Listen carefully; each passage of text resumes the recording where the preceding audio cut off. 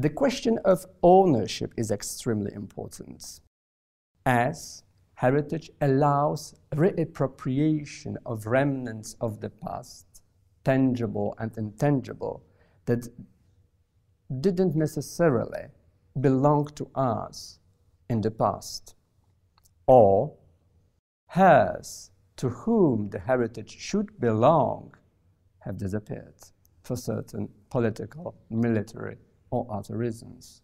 This is a question of heritage without hers and what's going on when they disappeared. So the question of reappropriation of the past is extremely important. Question of reappropriation and question of new functions that are given to these objects, tangible and intangible, that are considered to be someone's heritage. So question of function and protection.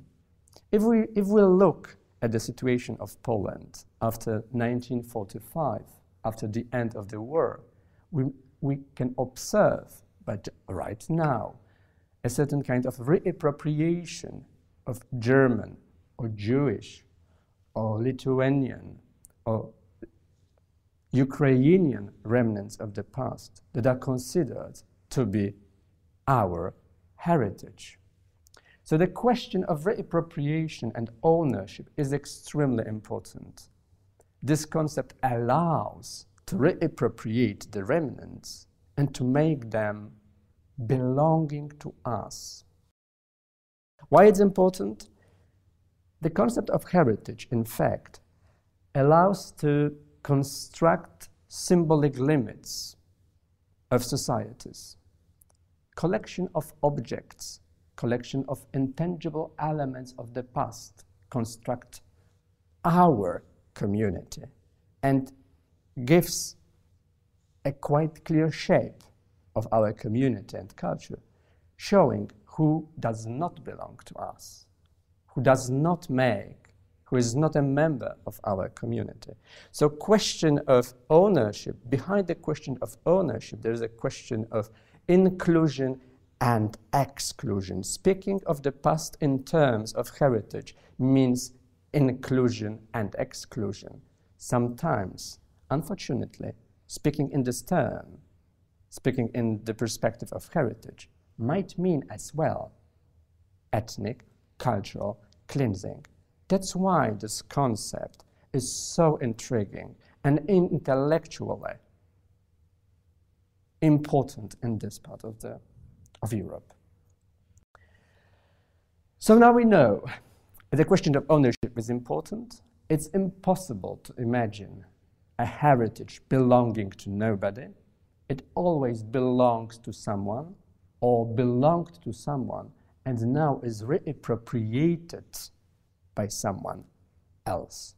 So the question of repossession, redesigning communities is very important.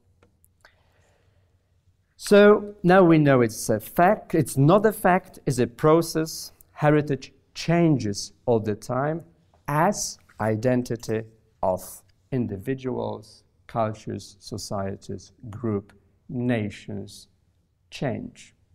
Then we'll go to the question of European identity and the European heritage as well.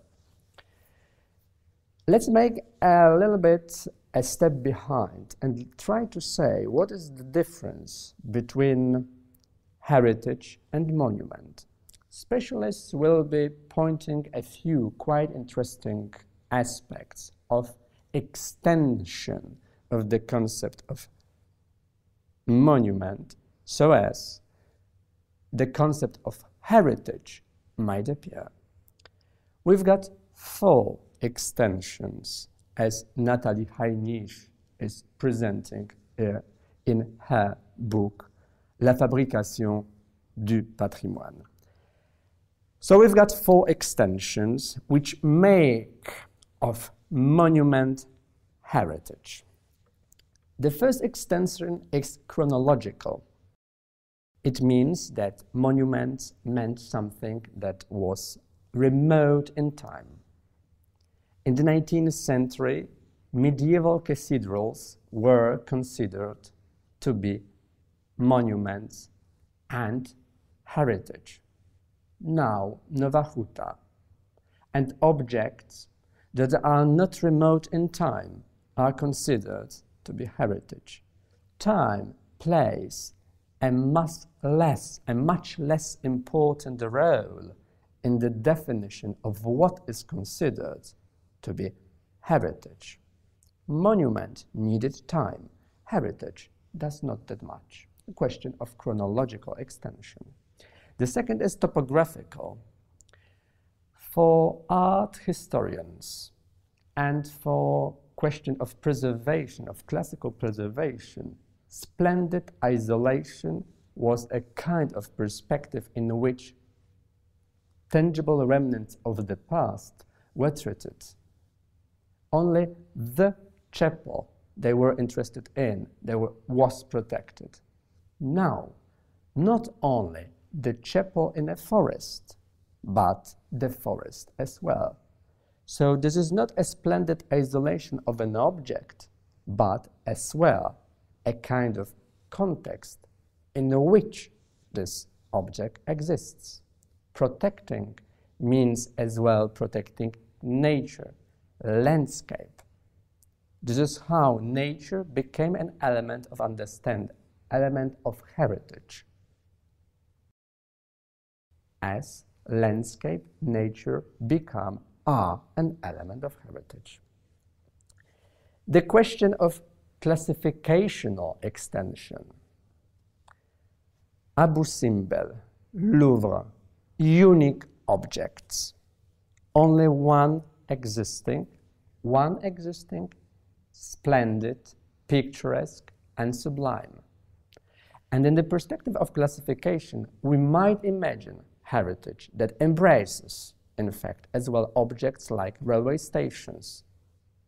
This is how industrial heritage is becoming quite important. And then we've got the last one, theoretical extension. Not only one unique object, but a series of objects. So extension is visible in the sense of time, which is becoming smaller paradoxically. Then we've got question of topography, in the sense that nature is becoming quite important. Context, landscape, not only the object itself, the question of classification, stations, factories, of which Le Musée d'Orsay is an excellent and very good example. In Krakow, we've got a few like that. A question of theoretical aspect is important. Authenticity. In the case of heritage, the accent is not put that much on authenticity. I would rather say it's a question of staged authenticity, as quite many theoreticians of heritage are saying. Staged authenticity. So in fact, this is not a question of the historical truth that should be reached, should be discussed, that the neutral, true story of the past will be presented. Heritage is much more interested in experiencing the past than telling what was the past and what is the truth of the history of the past. So the question of authenticity is not that important for heritage as it was, for instance, for history. Authenticity is not a key issue.